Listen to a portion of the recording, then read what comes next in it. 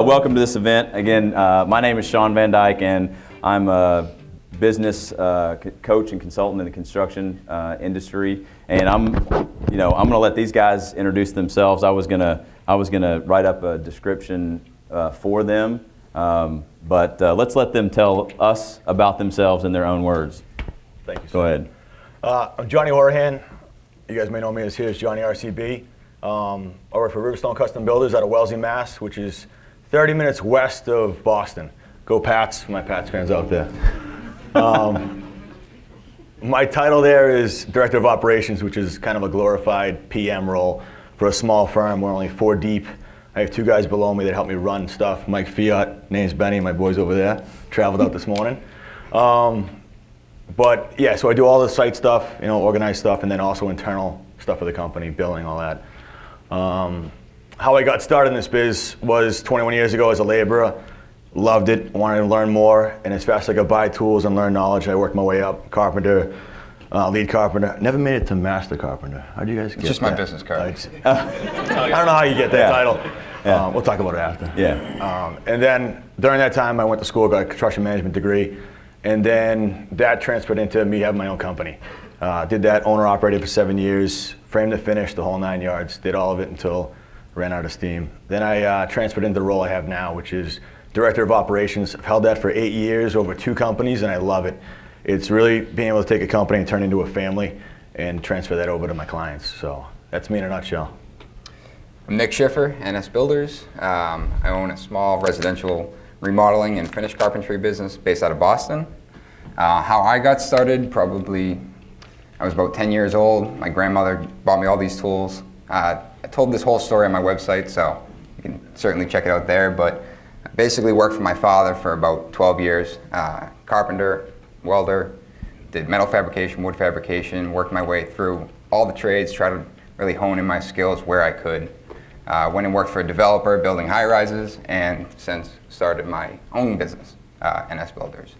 So we have, it's me, 4 guys, and really just work in Boston, the surrounding cities, and we focus really solely on value and selling that with our clients. So, Tyler from TRG Home Concepts. We're based out of Haddon Heights, New Jersey, South Jersey. Very small, detail-oriented residential remodeling company. Finished carpentry, kitchens, bathrooms, pretty run-of-the-mill type of stuff. Same thing as Nick, focusing on higher value, higher quality. So the way I got started, I was brought up in a remodeling family, so to speak. My dad did this and kind of taught me what not to do. So when I got done high school and went to college and got done college, I was silly enough to try and start my own company at 23. Naive enough to think it would be an easy, fun way to make a living. I do have a lot of fun doing it, but it's way more work than I'd anticipated. So that's pretty much my start. The other thing I have to mention, Kuiken Brothers is like 2 people away from 10,000 today. Yes. So if you guys keep an eye on them and they get close, just unfollow them, because I'm trying to not have to get to 10,000 today. 10K. Yeah. So it would just be way too perfect for them to hit 10 today. So just keep an eye on that. Yeah. All right. Well, thanks guys for giving us that introduction. Let's just jump into kind of the meat of the subject here. We're talking about the modern craftsman and how to use social media to build your brand and your business. So let's do, I just kind of want to define some terms and let these guys speak to it a little bit. So Tyler, what do you think? What does that term mean to you, the modern craftsman? So I think all you guys probably know what a craftsman is. It's a nod to the past, to past generations. It's quality driven, focusing on really leaving your mark on this world. It's passion driven. It's what you were meant to do. It's your purpose in life, and you're building stuff, creating stuff with your hands. I think the spin that we have, we're using tools and technologically advanced tools, highest quality stuff we can, but we're also using actual technology and social media as tools to build our company, to create leads, to market ourselves. And I think that that's kind of where we put a spin on it, that we're actually using that social media as an everyday tool for our business, which past generations didn't necessarily do. Yeah, John, what would you add to that? I think, Modern Craftsman, just that title, I think all you guys kind of fall underneath that because you're here.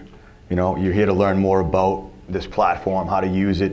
Some of you might be fighting it and want to know more about it, so we're here to do that. But I think we're all in that same realm. We're no different than you guys. We just, use the platform, and we've gotten a lot of you guys to follow along, and it's been a great story, Yeah, and touch on that. I mean, the biggest thing is that we constantly invest in ourselves personally, as well as, better tools, better products. We're constantly, educating ourselves on how we can improve all aspects. The business side, the construction side, the tools, the vendors, the products, really investing extra time and extra effort to be, one step above. So. Yeah, and so getting that message out to your audience. I mean, you guys you're all on all sorts of platforms. So let's talk about that as it relates to connecting with your audience. So each all have a huge following. So just tell the folks here that want to know kind of what platforms are you using, what are you not using, maybe what you learned what to do and what not to do.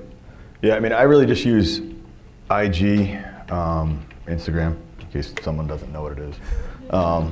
IG, a little bit of Facebook, but that's just reposting. But I like the groups that are in Facebook. There's groups of you that are out there. The one you've created is great, just to have sounding boards. Not so much Snapchat anymore.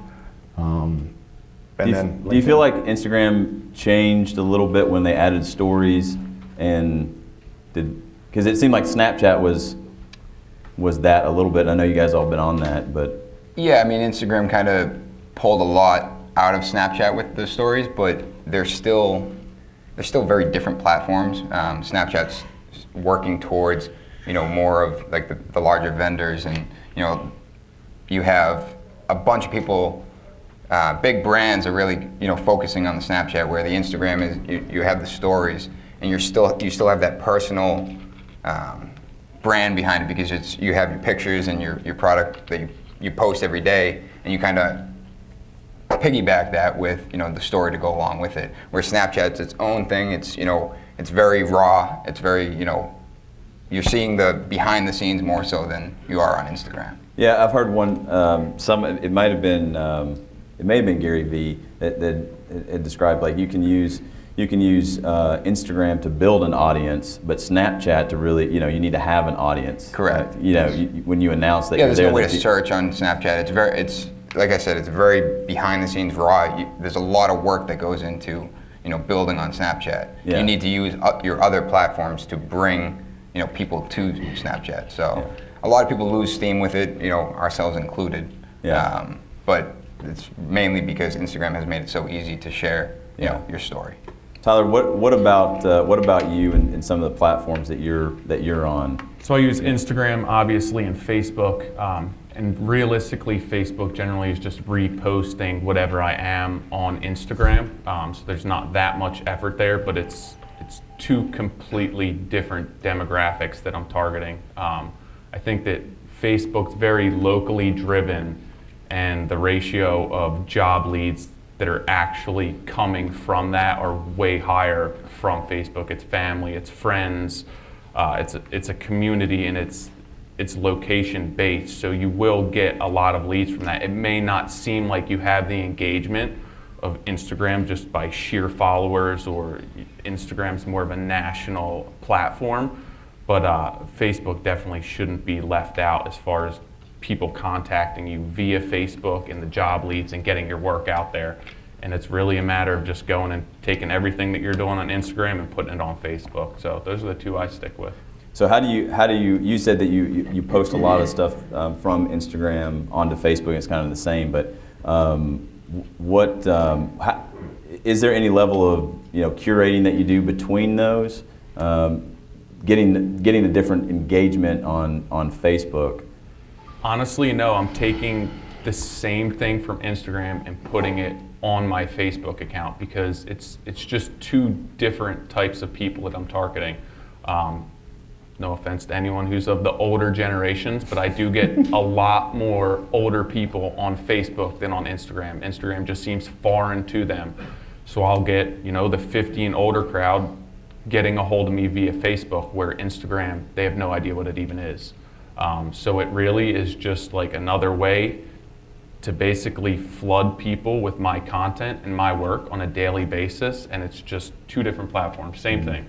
What about you guys, Facebook or other, we mentioned Instagram and Snapchat and Facebook. Well, to touch on one thing about, the age discrepancy with the different social media channels, as, Facebook started very young, now obviously has expanded and matured over the years with its, with the people that are using that interface. Instagram, the same thing, it started young and now it's growing. And I think it will get to that same point where, it matures as the app matures. Same thing with Snapchat and same thing with the next one. Mm-hmm. But I agree, I do the same thing on Instagram. I curate the content because whether it's, a finished product that I'm trying to get people interested in seeing the pictures, and then finally I dump the whole album on Facebook or Houzz, I want them to, direct over to that. A lot of my content is automatically posted from Instagram to Facebook for that reason, because I want to hit both markets.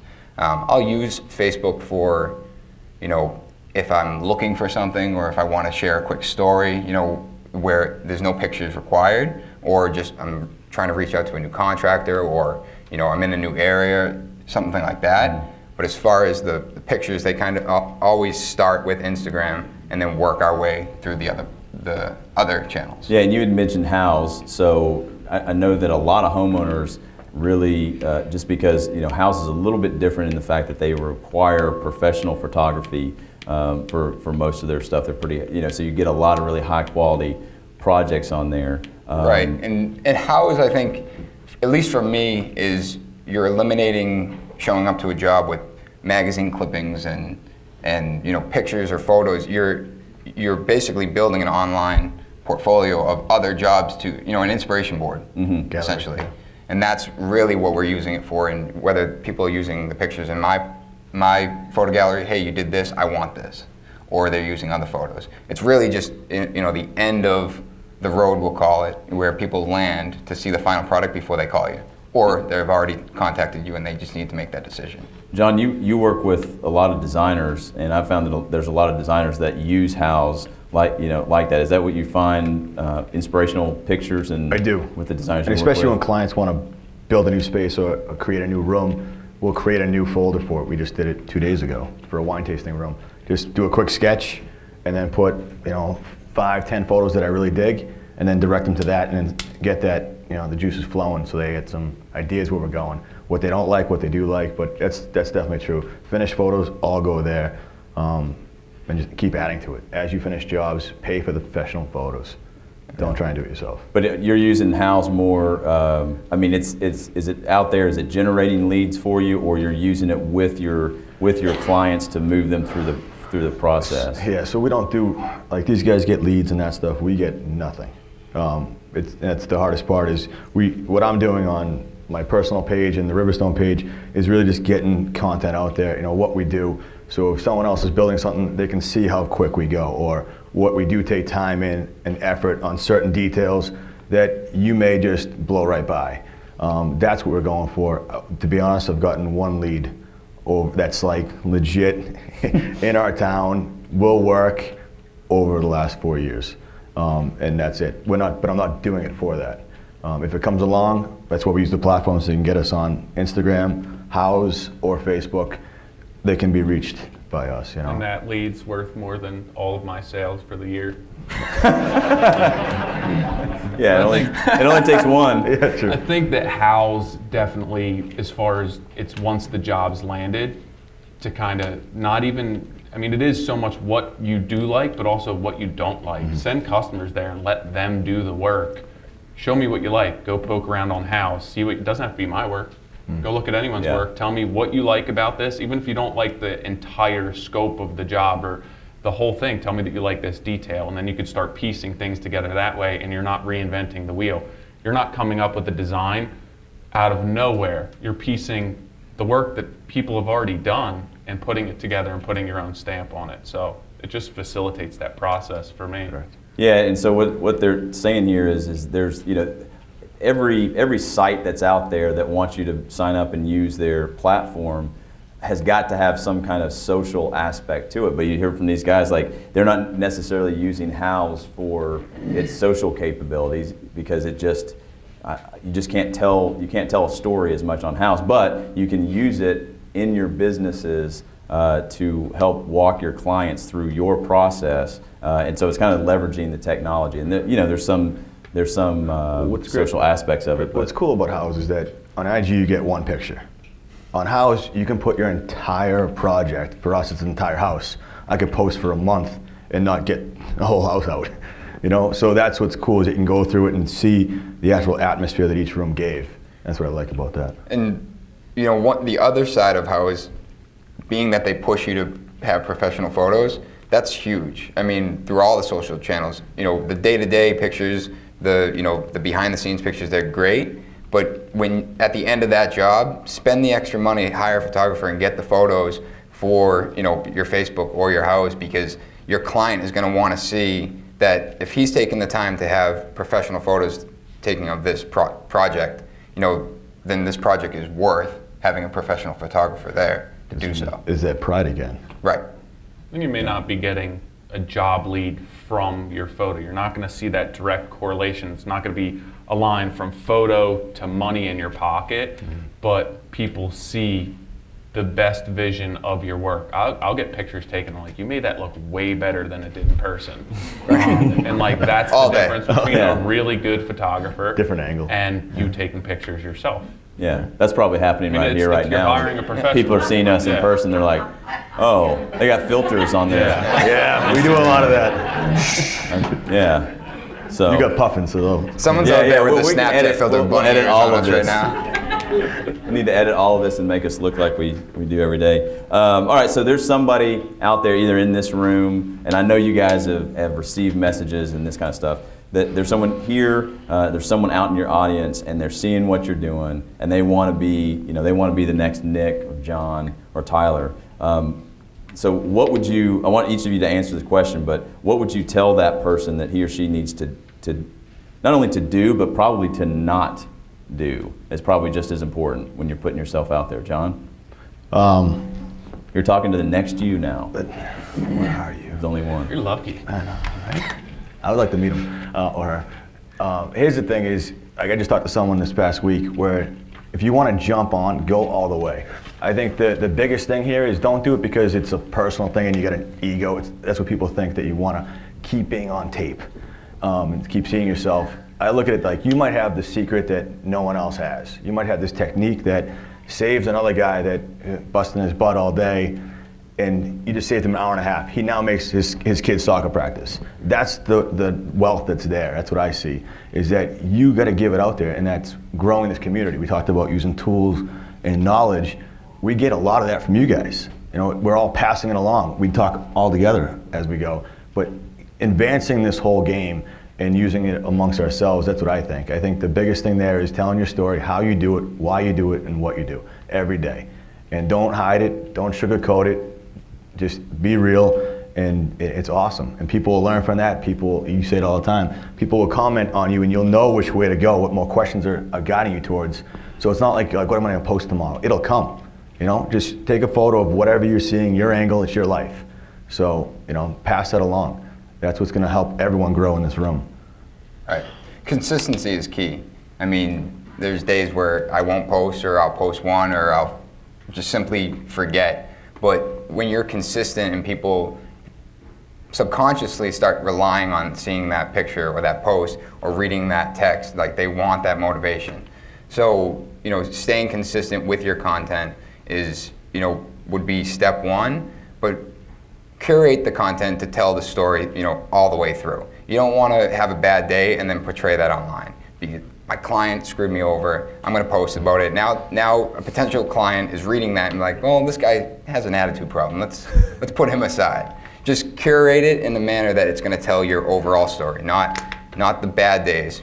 If you mess up and you make a mistake, share that. Talk about it. How'd you work through it? How did you fix the problem?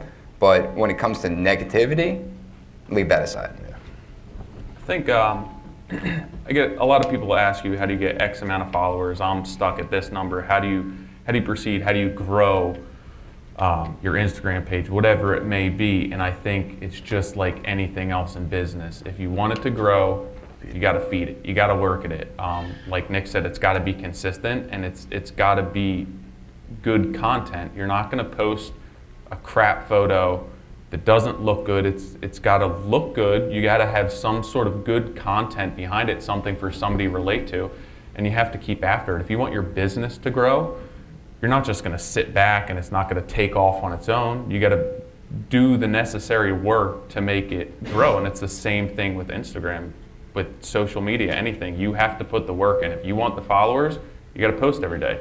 You got to take 15, 20 minutes during the day and take a ton of pictures and then look through them after work. There's no secret to it. Just work at it. Like, that's it. And learn to take some decent pictures. There's really not that much of a secret to it. One thing, and I think a lot of people, the whole lead, like, how do you get leads through it, or, you know, why I'm not getting any leads.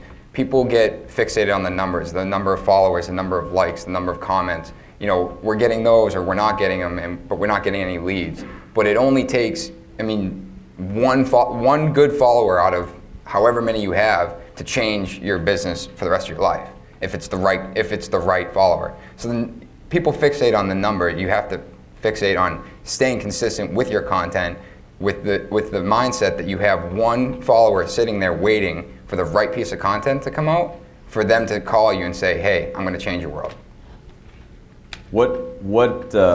So we know what you guys have figured out, you know, kind of what works for you and telling your story. But what would you say is one of the biggest mistakes that you've made in using social media? I'll go.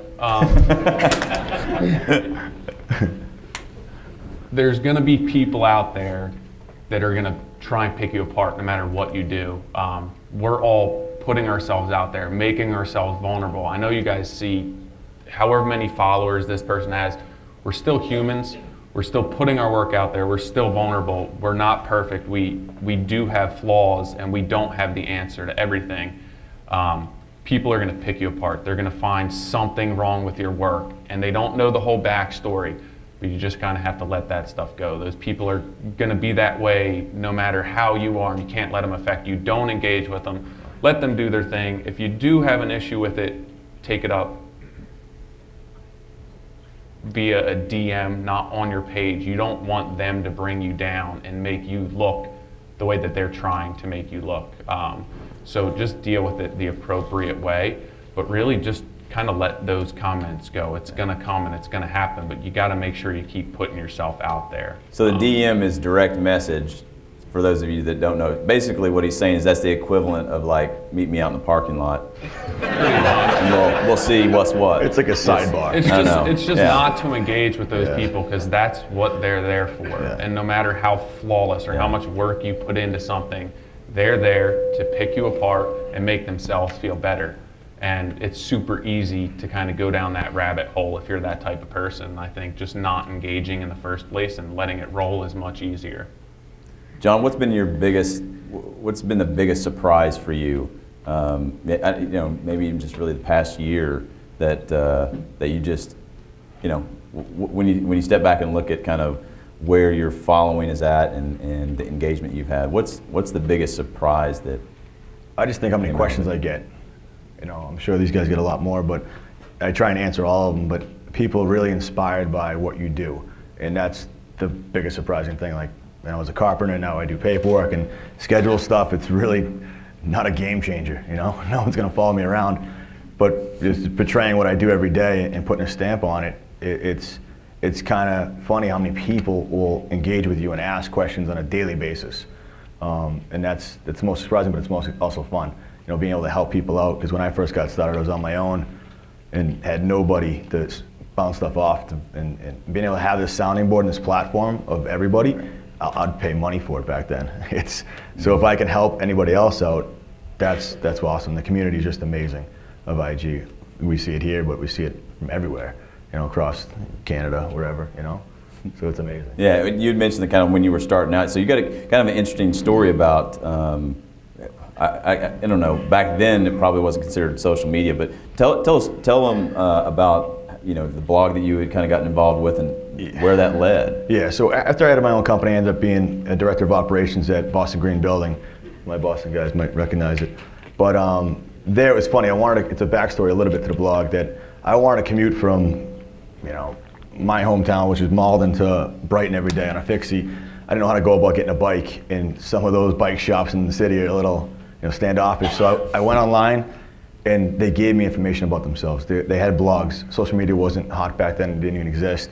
But I got to know them. I got to read more about them and be comfortable with them right away. So I was able to go in there and do that. I was like, we can do that on our blog. Instead of having interns write the content and get so-so results, I can write that, basically go through our jobs, give updates, show the guys that are doing it, so you see the personnel, where 18% goes. It's amongst all these guys, the paperwork and all that, news update, and it gave people the ability to get to know us, get to know what we do, why we do it, and the pride we take, and it opened up. They didn't have to commit to anything. They got to read stuff, get to know us on like a sidebar almost, and that improved our content. It improved basically the leads we got. We got Best of Boston 2 years in a row, which is a pretty good deal in the city because people knew about us. It built the brand, and that was amazing. So that's what we did, and that's what we do now, kind of the same thing. Curate what you want people to know about you so they get to know you, so they know what they're getting. I met that first lead the other day, and they're like, I already know you.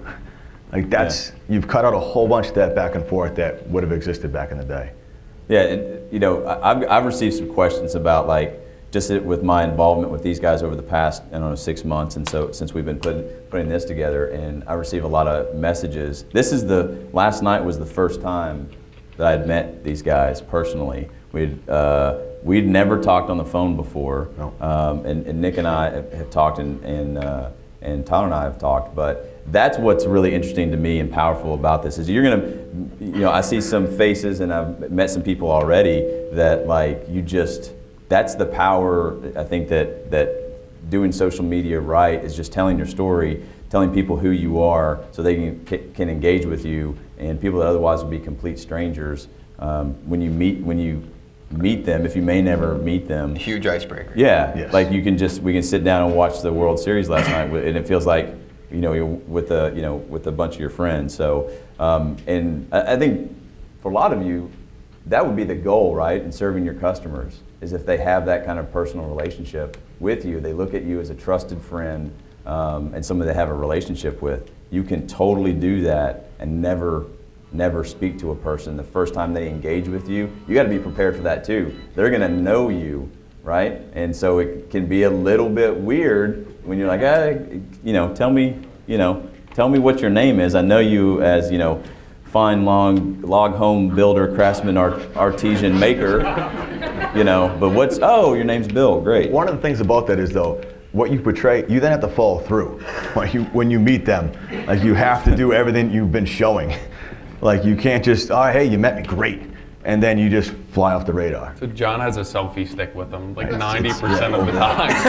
Yeah, I look way taller. I look taller with that. Do we have the drone? No drone. That. Oh, okay. Yeah. Bad memory. Well, that kind of gets into what another question, or some other terms that we can kind of define for folks. And Nick, you had said about curating your content, and so there's this discussion about are you real intentional about your content? I mean, it's very planned out, or is it more organic? Meaning it's just kind of off the cuff.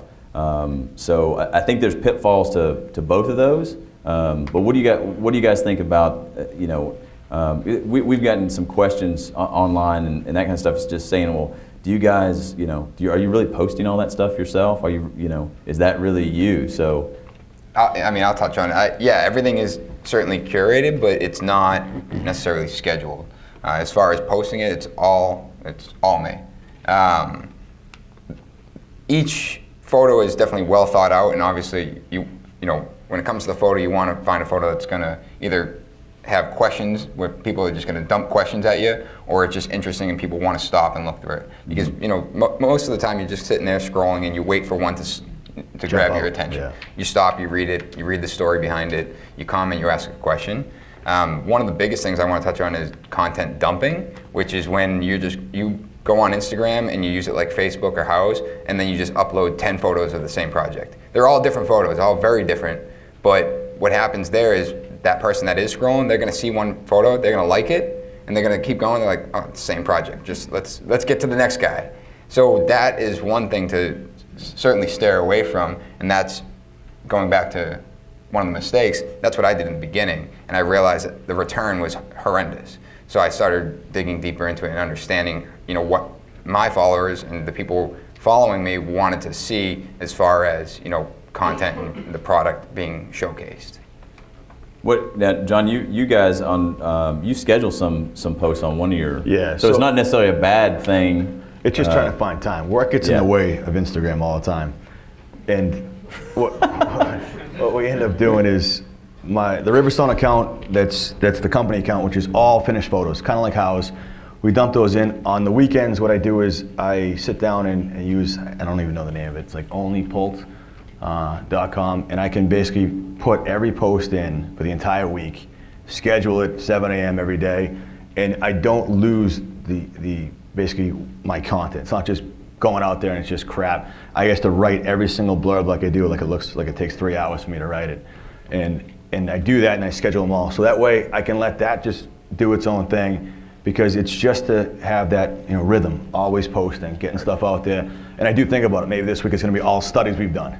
Maybe it's all dining rooms, or maybe it's one project, so then I can get you over to my Houzz account that I'm gonna dump in the rest of the week.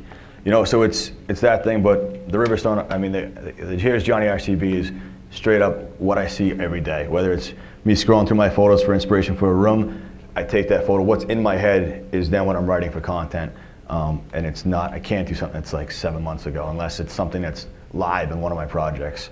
So it's every minute, and just try and take a little bit of time every time of the day. If you start a post and you don't have time to finish it, just save it in the notes or drafts now that they have on IG. You don't have to just sit down and get it done. Go back to it later. If you don't post all day, you can post it that night. Yeah, so one thing I realized we haven't talked about and no one really mentions, is Twitter. Do you guys use Twitter at all? I do not know.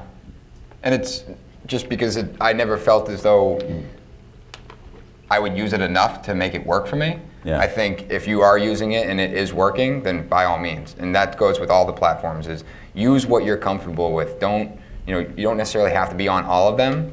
I would certainly maybe sign up for each one and kind of test the waters and see which one works for you. Because if it's not working for you, you're not going to put the effort into making it better or making it great. You want to focus on whatever platform works for you and what you're trying to promote.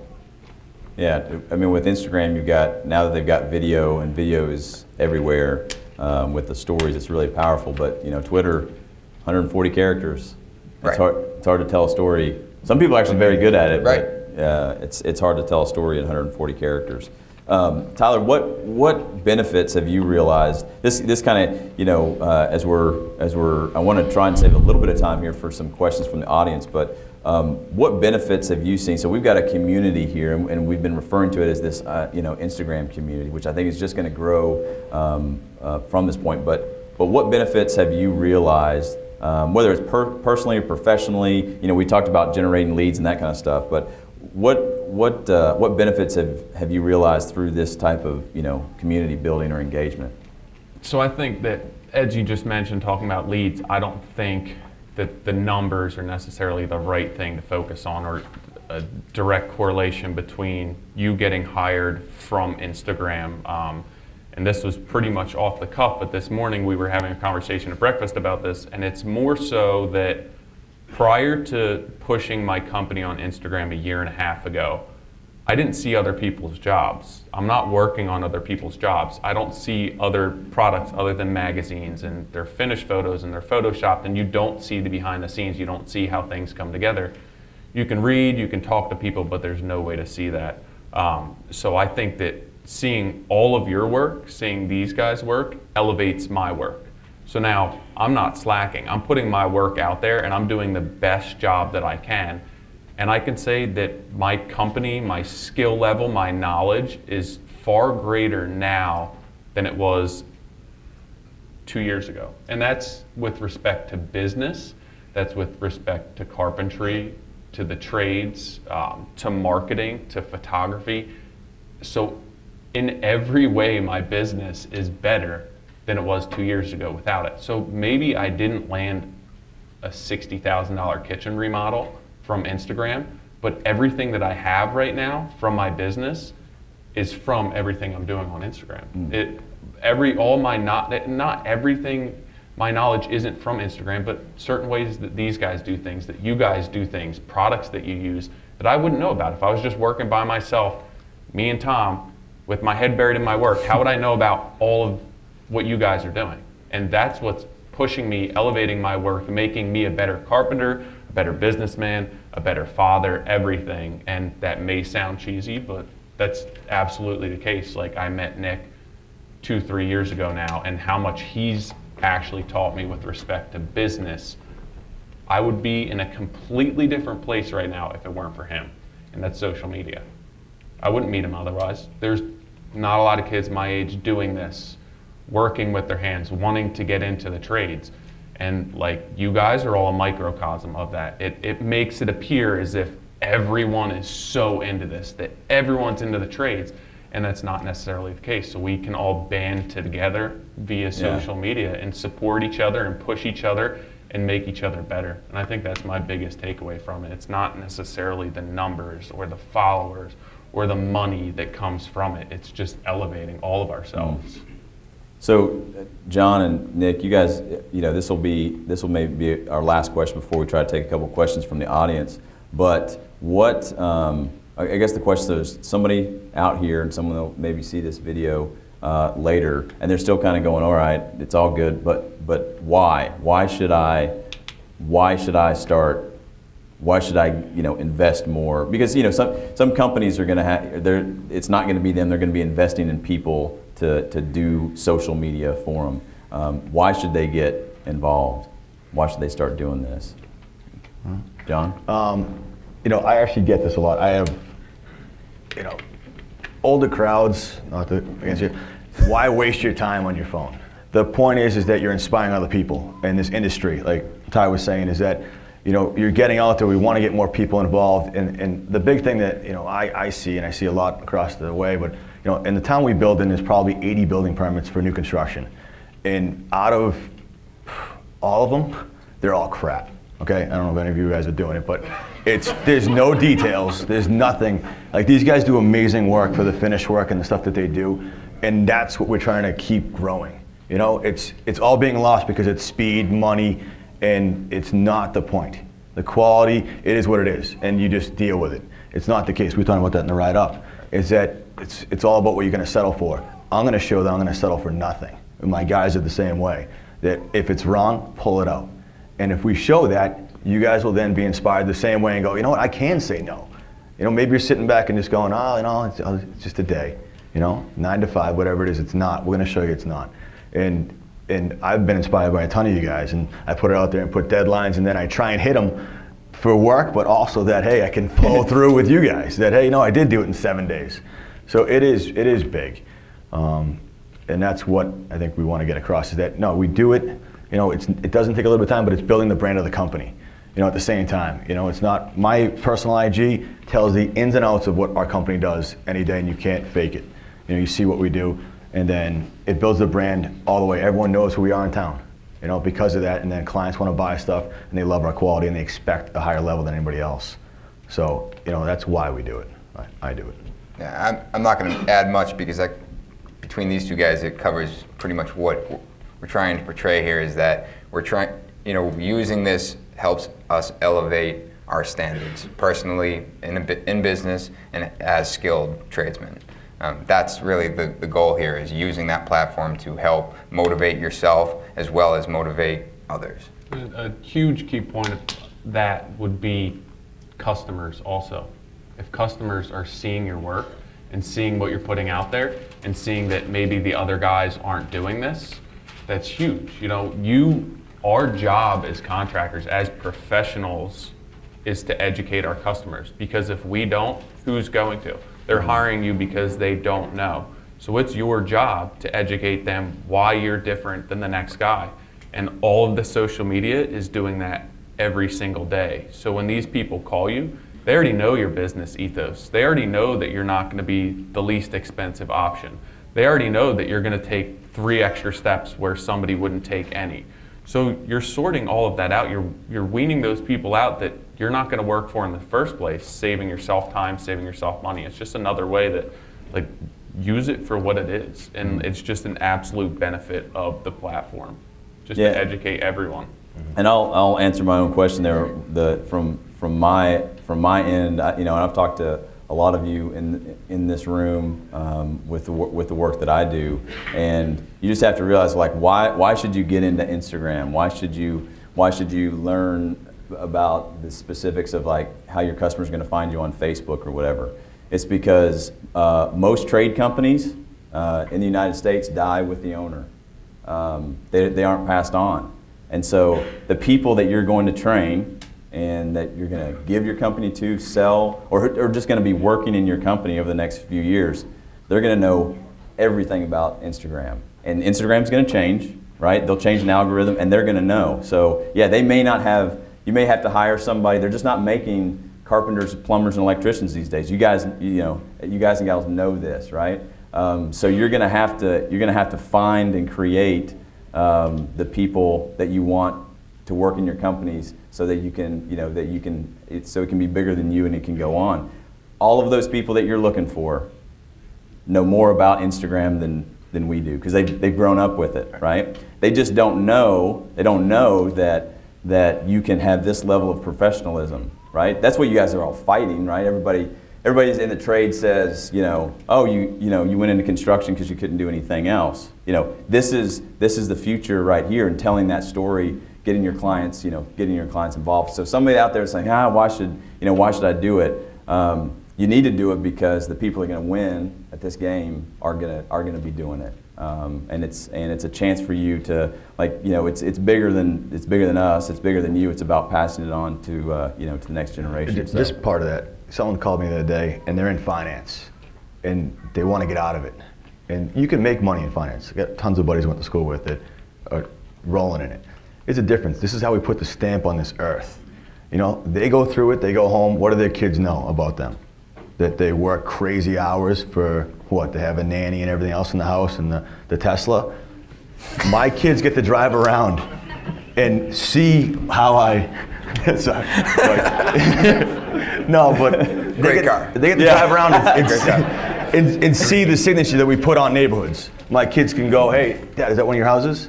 That's what we're doing, and I value that more than having a huge bank account. That's the other reason why we do it. I think one term we didn't really. Yeah. All right. One term to sum that up is, building with passion, which is you guys' motto, Yep. and leaving a legacy. Yes. I mean, those are 2 huge terms in why all of this is done. To really be above and beyond what we ever expected. And that's the Craftsman aspect of it, Yep. A nod to the past and the past generations where it was a well-respected career. Yes. And my dad built that, or this Yep. is what we made with our hands. And a lot of people have lost that or think that it's not a lucrative career anymore, and, put that modern in front of the Craftsman, and that's what we're trying to do. Just bring it all back. Yeah. Well, this is great, guys. I know we kind of only scratched the surface. I'm going to try and get a couple of questions in here before